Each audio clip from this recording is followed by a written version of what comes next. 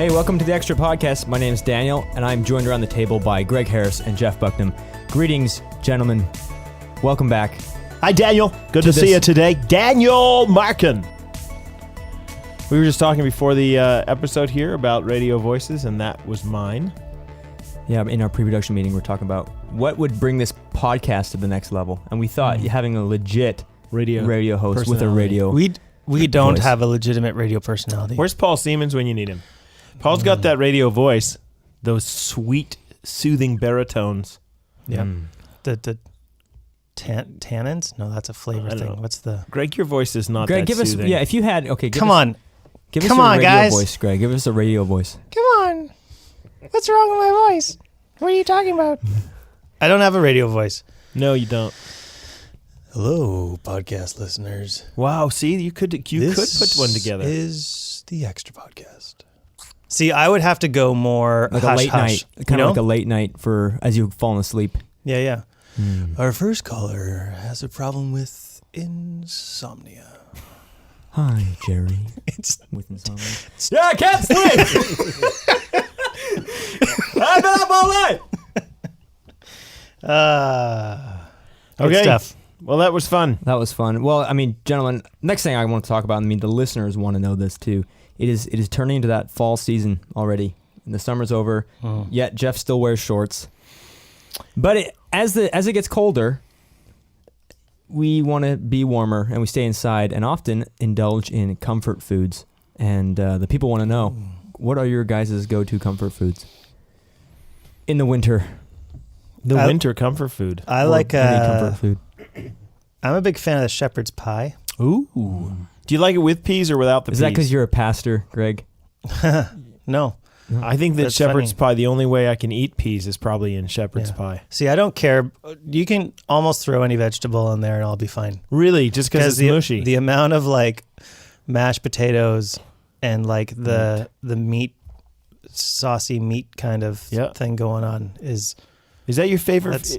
it's in there. It's one of your favorite foods in general, but certainly your favorite comfort food. Yeah, you can't eat shepherd's pie in summer because the oven's on. It's no good. But that and Chicken pot pie. yeah, I can't do that. No? No. Well, you can't because you're No, you're- I don't you're like the innards. gluten-free. The Dude, and innards every are all chicken pot weird. pie always tastes the same. Yeah, and they're not good. Really? You like the chicken pot? I do. Mm. My wife makes a mean chicken pot pie.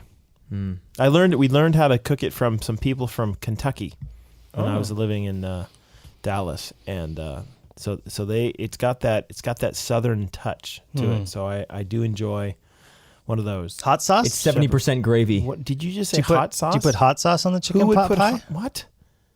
I would, that's what I was imagining. Is that you would put a little hot sauce? Do you on put there. hot sauce on your shepherd's pie? I have.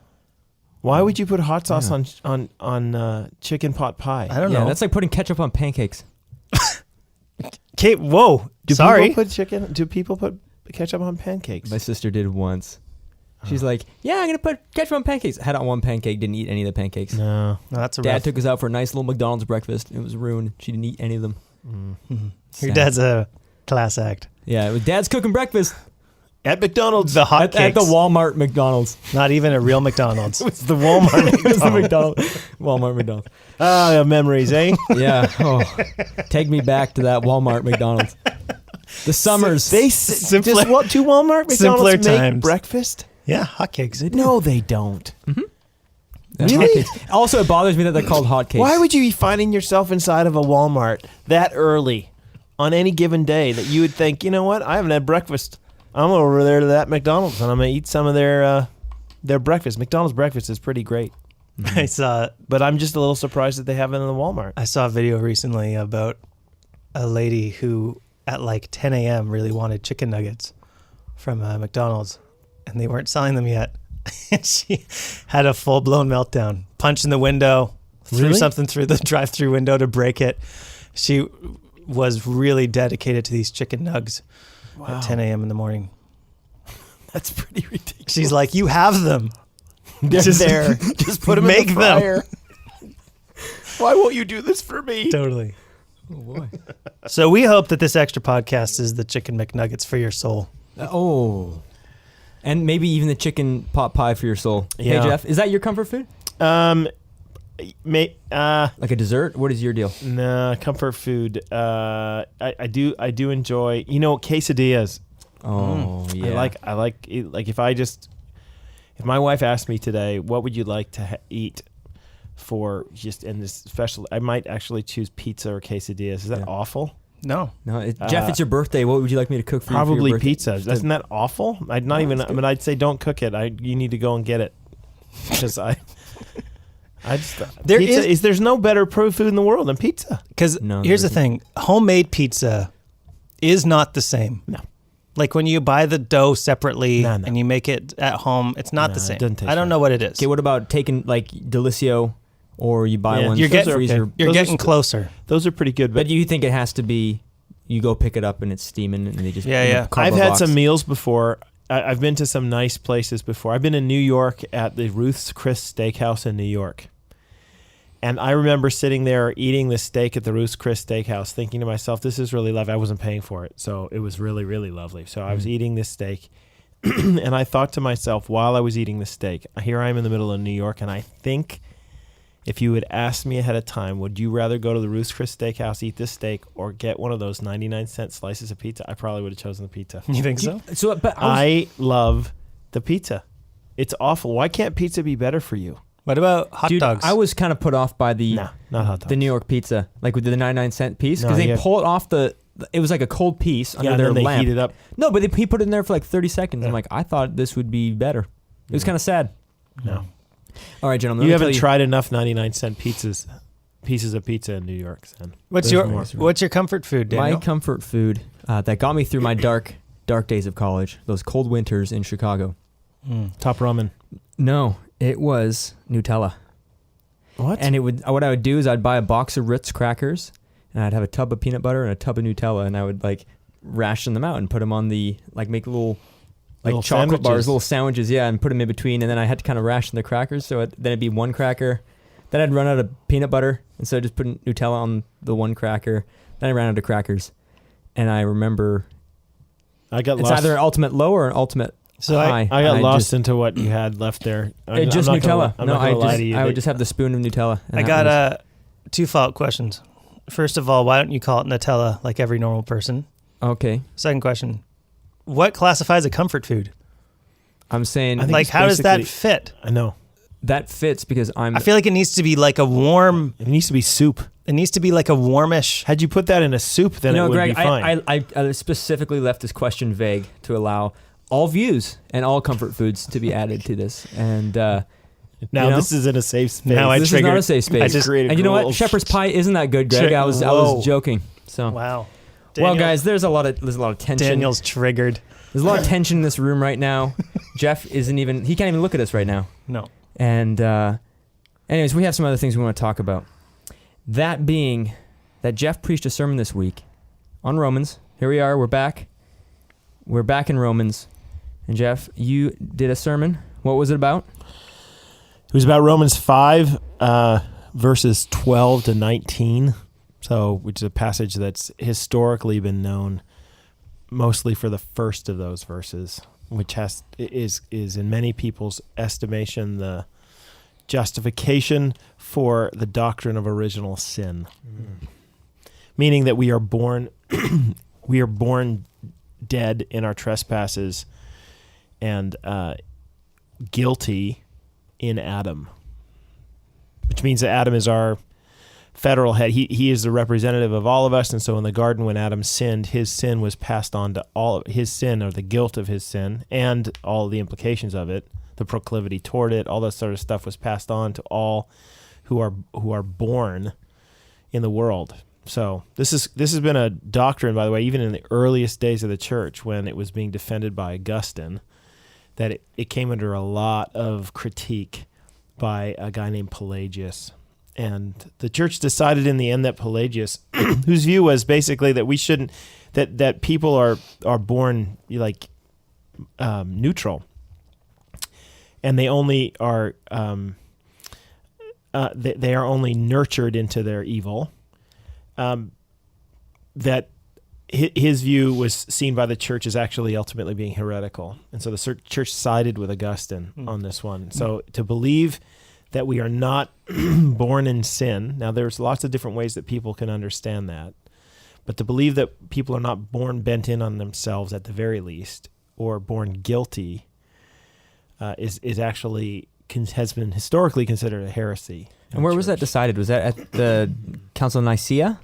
No, I can't remember which council. Well, I know the Council of Orange was one that they determined that was. Okay, I can't remember if that's exactly where they discerned whether or not Pelagius was right or wrong.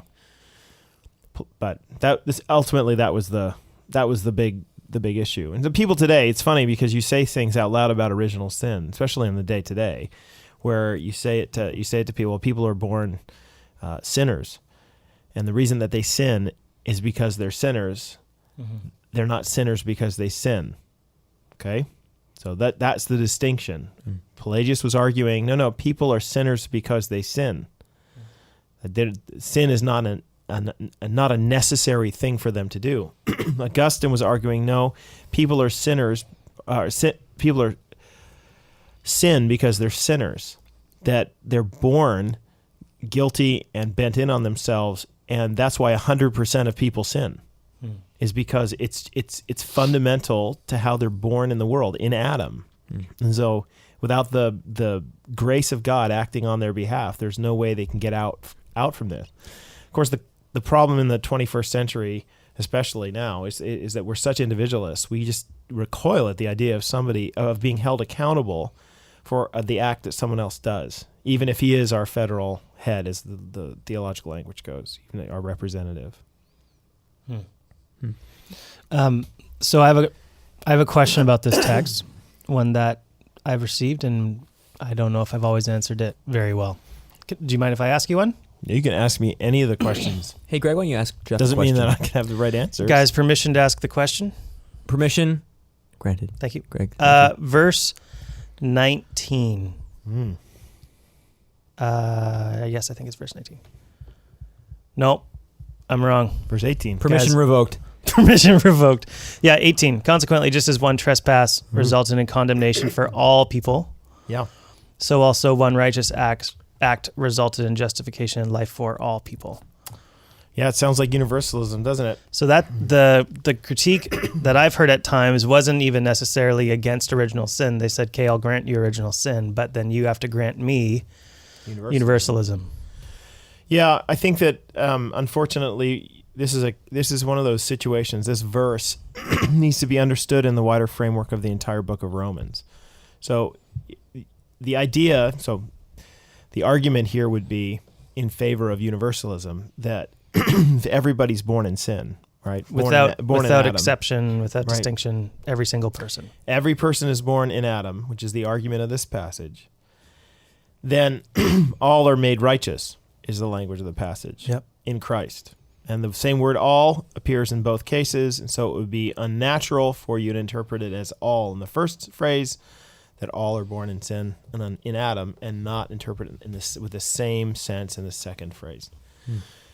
I would agree that on the face of it is the way we normally understand phrases, unless, of course, there's something in the context, either near or far, and by far I mean in the wider framework of the book, that would argue against that understanding.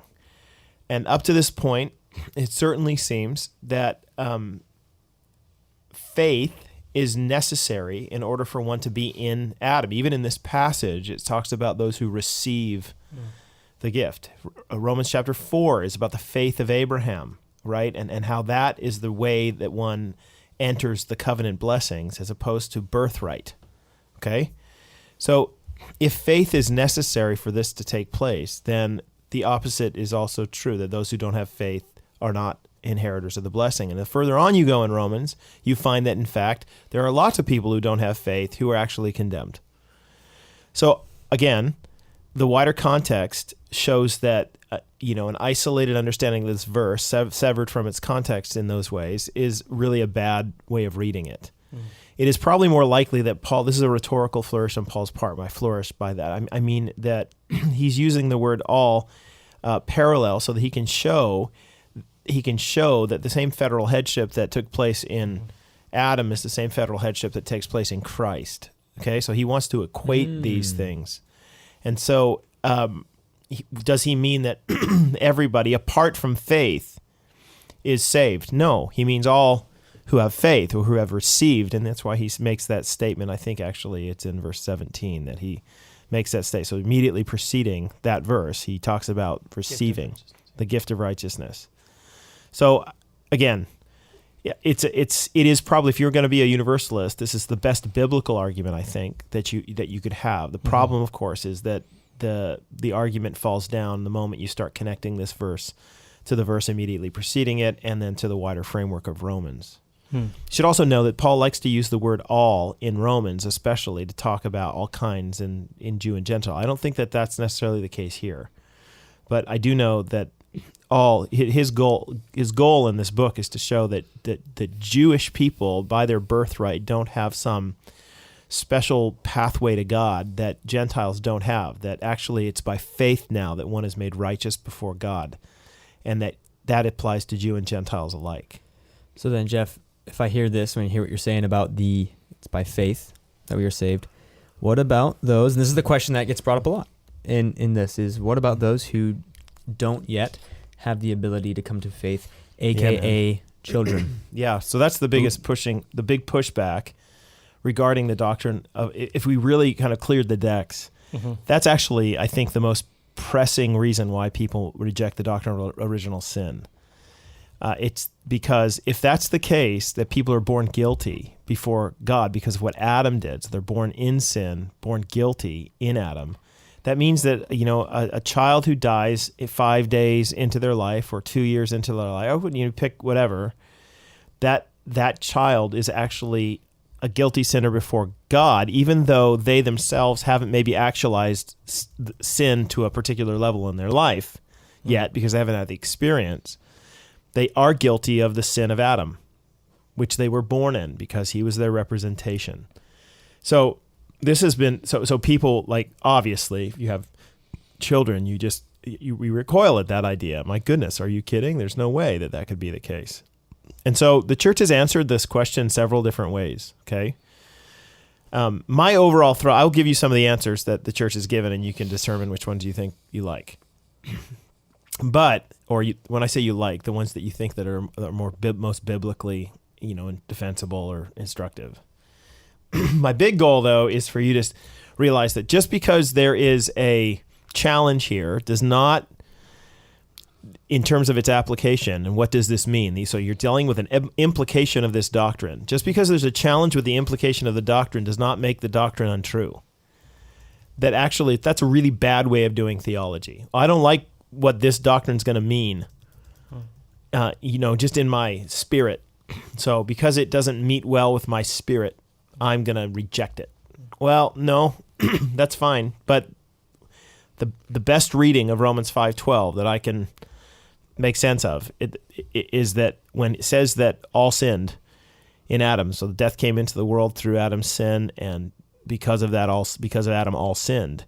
The best way to understand that is actually to understand this idea of federal headship and how his sin is passed on to us. And I tried to explain a lot of that this weekend. So I'm just saying that doctrine, I think, holds water regardless of the implications of it. But there are these implications. So here's some options. You can argue that all children who are born are elect in Christ, okay, and that there's a special measure of grace because they don't have ability to respond, okay, and that most of the passages in the scriptures that talk about people being held to account, so I'm thinking Romans 1 here, actually talk about people who've had opportunity. Do you follow? Mm-hmm. Yes? I'm looking at you, Greg. Mm-hmm. So you have the opportunity to respond because you've seen the creation design around you. Well, these little kids don't have that opportunity their problem is they don't have ability. And this is the same argument that people make with a special needs person, is that the problem is they don't have any ability. So even if you gave them opportunity, and they might have opportunity, the ability to do it's a different thing. Mm-hmm. So they make a distinction between ability and opportunity. And because they don't have the ability, a lot of the passages of Scripture don't really refer to them. So those verses about condemnation don't really refer to them. And so as a result, people will argue, no, all babies are elect. This is the most common evangelical view, right? And people will bring up this, David, and you guys will probably bring some of that up in a minute. The historical, the Pelagian view is it doesn't matter because everybody's saved anyway. Or I mean, like or because they aren't born, the Pelagian view, because they aren't born affected by sin, then they would be before God in good standing. Right. The two other views here are, okay, some of these kids are saved and some are not based upon God's election of them. That election, though, is split into your two camps here. Either God foresees whether or not they would have believed had they had opportunity, right? And he elects based upon that. That's the Arminian view here. Or God sees, it doesn't matter what God sees. He elects some and he leaves others, and that's the way it works. So that's the more Calvinist view here, the traditionally Reformed view. My answer is I don't know. I actually don't think the Bible speaks expressly to this. We're dealing with an implication. Is it possible that God has a special grace on these? Yes. But in order for him to save them, though, he has to have a special grace on them because they're guilty. That we know that they're guilty. He has to have a special grace there. I actually think that there are passages of Scripture that lean that direction toward a special grace for those who don't have ability. But I'm not going to teach that as a fundamental doctrine of the church. If I'm going to do a funeral for a little one who's died, I'm going to say, won't the judge of all the world do what is right? And he will. And his judgments will make sense to us in eternity. But as far as I'm concerned, I am persuaded to at least some degree, and it's hard for me to say more privately, that I believe that all of these children are elect. Anyway, that's my thing. You guys should interact and attack it all now. Yeah, I think last fall, I think when we were working our way through Romans 1, and in particular talking about how God's made known his power and his characteristics and his nature through creation, and how no one stands before God. Everyone stands before God with fault because of their rejection of this God. So a sermon kind of similar in its thrust in some ways to what you were talking about this past weekend. And I made a similar move, and I brought up the example like you referred to of David and the death of his son. And the David's words there. David, who is self-reflective and self-aware of his own sinfulness from birth, Psalm 51, also in some way has a hopeful leaning in his words about the eternal state of his son who died. He says, he will not come back to me, but I will go to him. Right. Which might mean just on the face of it, I'm going to die too. But there seems to be a little bit more there. Right. The reason why I think people find that a piece of compelling evidence towards the idea of the salvation of infants who die is that idea wasn't a solemn truth for him, it was a hopeful truth for him. And so the tone of his words about him joining his departed son is what caused many, and myself included, to say it seems more hopeful than just a matter of fact. He's saying it in a therapeutic sense. Yeah, exactly. And so he's not resigning himself to his fate there. Right. It's being contrasted to his fate. He's saying, but there it remains I'm very sad, but there remains this hope. Yeah. Right. And so I think, though, like you said, and I think hopefully, like I said in my sermon last year, I do think the final answer to the question is that God is a just judge who's going to do what's right. And that might not sound compelling to some, but it ultimately should be, I think, the most compelling reason for us to allow God to do what is best because he's the one who can do what's best.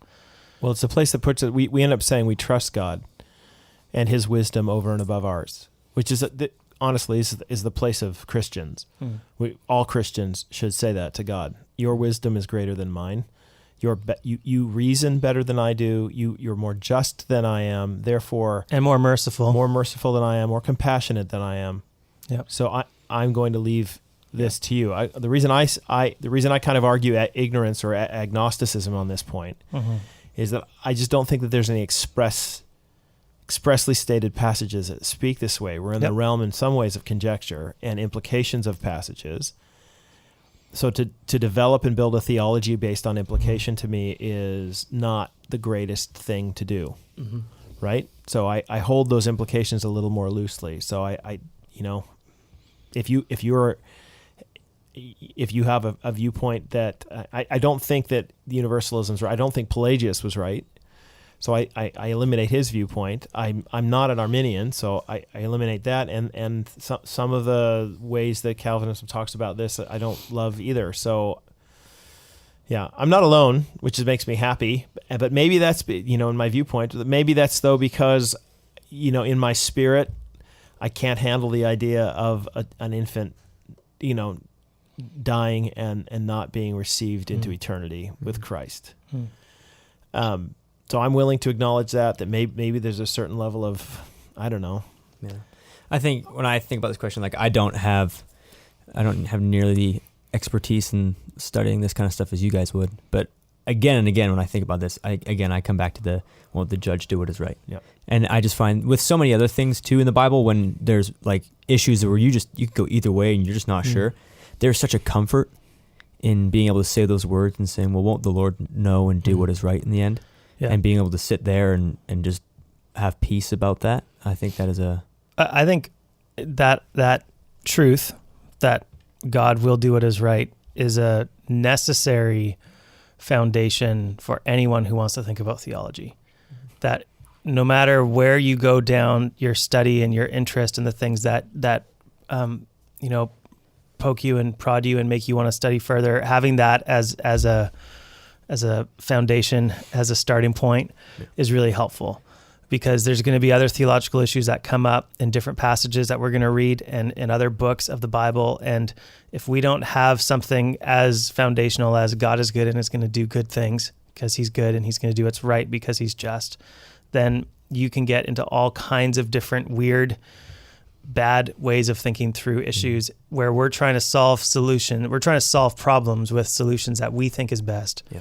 And not allowing our own agnosticism, like you said, to just remain and say, you know what, it's okay for me to not be certain on this issue because I think God's going to do what's right. All I'm arguing here is that the goal of good, faithful believers is actually to go as far as the Scriptures teach and be careful going a whole lot further and then establishing your doctrine based upon things that the Bible does not clearly speak to. Does that make sense? Mm-hmm. Yeah.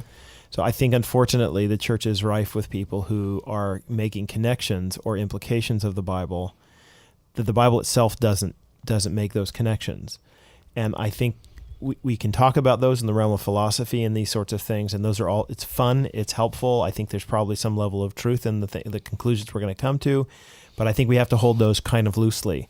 What I don't think we have to hold loosely is what the Bible teaches explicitly. So in this case, I actually think that what we don't hold loosely is that people are born in Adam. Mm-hmm. That's what the Bible teaches. They're born in Adam, guilty. Mm-hmm. So if you read anywhere in the New Testament, the descriptions of people who are apart from Christ, the condition of them from birth is really not good. I mean, and by not good, that's the most positive way I could say it. Right, the dead in your transgressions and sins, right? Blinded by the God of this age, like just not good. And our experience backs us up. 100% of the people who are born in this world sin. Mm-hmm. You have to come up with, and if you don't like what the Bible says, the Bible's answer to why that happens is because they're born in Adam. They're born sinners. Mm-hmm. If you want to come up with another dot, you got to ignore all of our experience and you have to try to come up with some other way of reading these passages that are relatively straightforward. So I want to go as far as the Scriptures go, but when it comes to now there's some implications that are going to cause us some difficulty. Mm-hmm. Yeah. Well, wouldn't people also say that there'll be, children, if children don't sin, right? Then how can they be sinners at this young age. But then what Augustine would say was, he would throw tantrums as a little kid. And you can see kids throw tantrums when they don't get their way. But people will say, well, that's not sin. That's survival, childishness. Childishness or like survival? Yeah, I don't know. Every child is born with clenched fists, right? And we're born rebels. The Bible is pretty clear on that. I was conceived in iniquity. Isn't that what David says in Psalm? Is it Psalm 8? Psalm 51, maybe? 51. Yeah. Anyway, just so it's difficult to get around what the Bible has to teach on original sin. And I think the right thing to do is to say, no, this is true. This has huge implications, though, in terms of the way some issues that we are currently facing in our society, right? Because what's going on in our society is, so Disney, the way you are when you're born is ideal and perfect. You need to embrace that way, period. Just be who you are, own what you're like, right? Don't let anyone else tell you differently. You need to be true to you. And there's like a half-truth in there that, obviously made in the image of God, and God doesn't make mistakes in regards to the kind of gifts and abilities he gives certain people, right? Your DNA itself is not fundamentally flawed in terms of how big your feet are, or in Greg's case, how big his calves are, or whatever. So that's the truth. That's a half-truth in it that should be embraced and affirmed. The side of it that's not true, though, is actually Adam and Eve were conceived or were brought forth not in iniquity, and the rest of us are, right? So we are born bent in on ourselves, and that colors, it should color the way we understand who we are as well, right? And what we should be doing. So just because you feel a particular way about a particular thing doesn't mean that feeling is not tainted by sin. In fact, it probably means it is. Just because you find it easy and natural to act in ungodly ways doesn't mean you ought to act in those ungodly ways, right? Yeah. So, and that has to do with your sexuality. And I'm not just saying that in terms of like hetero and homosexual distinctions, even though that's the case too. But like, just because you feel like you want to have sex with somebody who's not your spouse doesn't mean that that's just how I feel and that's just who I am, so I should embrace that and be happy. Or you should not. Violent with someone, right? I want to punch you in the face, right? Or lie a lot, or promote my own name through devious means. These are all things that come very naturally to us, and it's not just because our mommies and daddies were that way too. We're all that way.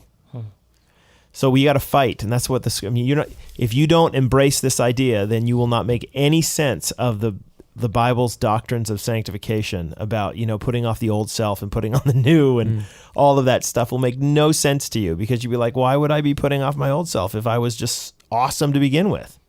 So can we say then that Disney preaches pride in the sense that like do everything that you do because you're the best?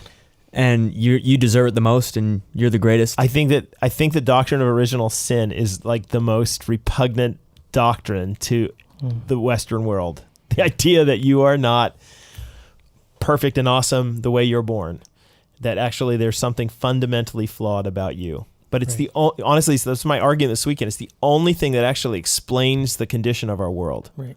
Yeah, the Disney narrative is that the air quotes Disney narrative, fill in the blank of just stories in general in our culture, is that the problems of our world and of my life are always with the other. Like the system. It's the system. The patriarchy. It's fill in the blank. Yeah. Whereas, so when we look at our world and we're raised in a Disney culture and we're trained that the problem is always outside of me, it's always the other, define what you want as the other, then we're always surprised when things go wrong in the world. Whereas if we had a viewpoint that would say, actually, you know what, the problem's me. And the problem is there's a lot of people like me out there. Yep. And maybe they don't all want to do the exact same wicked things I want to do, but they all want to do wicked things. And oftentimes they do them. And so that's why we have the world that we have. Isn't because the problem is always some other person, it's because the problem's me. So what's gonna happen in Romans, which will be fun, and I'll give away a very controversial thing that I will end up teaching. So it's not actually controversial. Hot You, take. you hear it here first No, it on is. radio, We're gonna get- live. Romans 6 is phenomenal. It's a great radio. text of Scripture, right? It's good. Romans 6, we're going to do it in two stages. And then in Romans 7, we're doing it in 3 sermons. The last of those 3 sermons is on Romans 7, 13 to 25. I'll give the heads up now. I'm going to argue, I wrote my master's thesis on this subject, and I'm going to argue that the description that Paul gives of the person, the I, in Romans 7, 13 to 25, is actually a description of a Jew who is not a Christian. This is the passage where the author says, I want to do these things, but I don't do them. And the things I don't want to do, I end up doing. Right. So I'm going to argue that this is the state of unregenerate man. This is the way it is for people who are apart from Christ, who want to keep, in his case, a Jew, who want to keep God's law. But what he constantly finds is that there's sin in his members. There's sin stopping him, keeping him away from obeying the law. So the law is a good thing, right? It's not the law's fault that you can't keep it. It's your fault that you can't keep it. And this has huge implications on the way you understand yourself. That the problem with you, apart from Christ, is not that you don't necessarily want to do good things. There's a lot of people who want to do good things, right?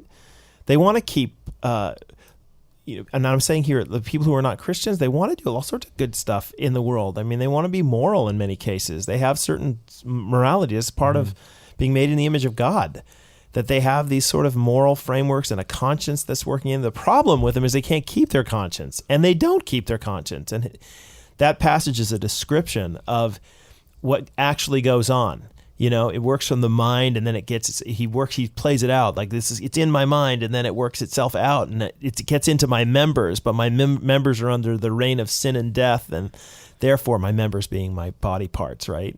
So I have this will, this desire to do the things, but then it sort of gets out into my hands and arms, and it gets ruined because it's got to go out. It's like I want to say the right things, but in order to say them, they got to go through my mouth and use my tongue.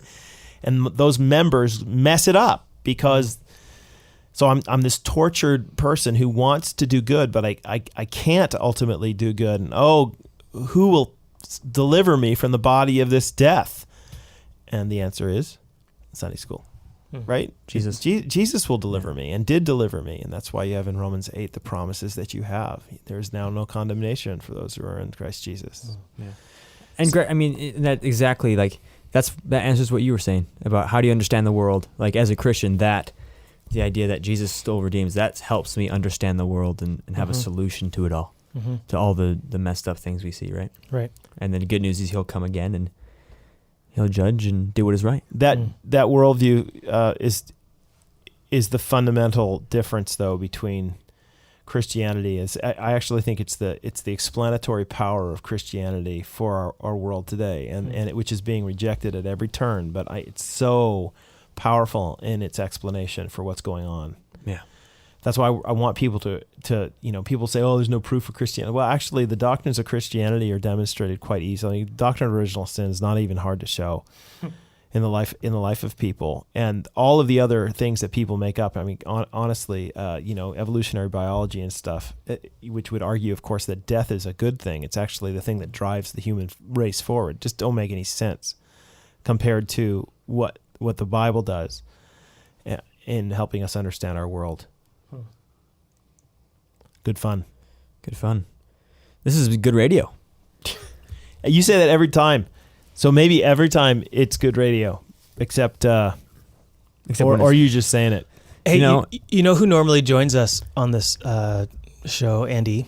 He's usually here a lot. He got to meet the Pastor Lee from that movie. I think you can still watch on Netflix, The Dropbox, of this guy who takes in all these kids with significant issues that are dropped off by their parents. And then he raised, I don't know, dozens of kids in this small little house. I think Andy...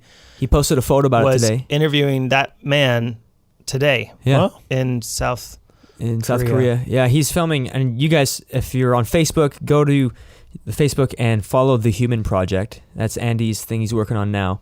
And right now he's in Korea, and he posted filming photos. on location, I think, isn't he? Yep. He is on location in a world. He's got Steve Kim with him, so he's not who's Korean. So that's helpful. So that's translator, which is good. Otherwise, I don't know how much filming they get done. A bald, very white man in Korea. Yeah.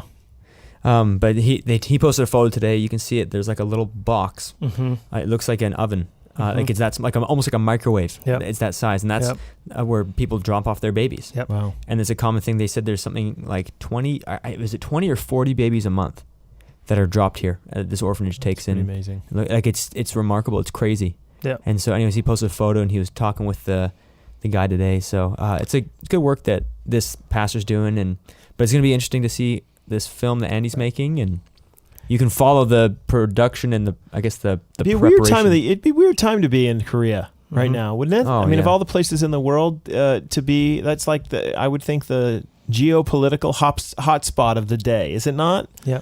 Maybe there and certain certain nation states in the Middle East might be the other ones that are kind of, I don't know I know that people in Japan, I've repeatedly keep talking, I keep hearing about alarms that have gone off because North Korean missiles are flying over Japan, and I know South Korea is on a bit of alert because of the fear that they might be an aggressor. Yeah. Crazy days. Yeah. I wonder why the world is this way, though. Sounds like a. We need more education. Yeah. It's probably true, right? How about you? Yeah. Guys, hey, I want to point out something. We made it through an entire podcast without mentioning or talking. No, we did mention false teachers. Pelagius.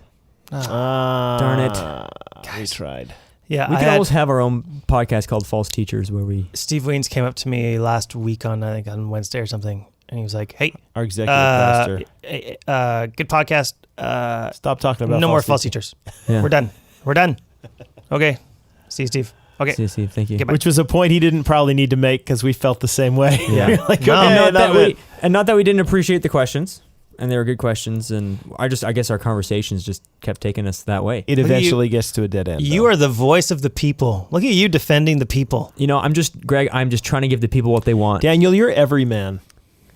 Jeff, to And some with extent, the- I am every... And with the length of that hair, I have enough hair for every getting man. close to representing every woman too. I'm the people's person, Greg.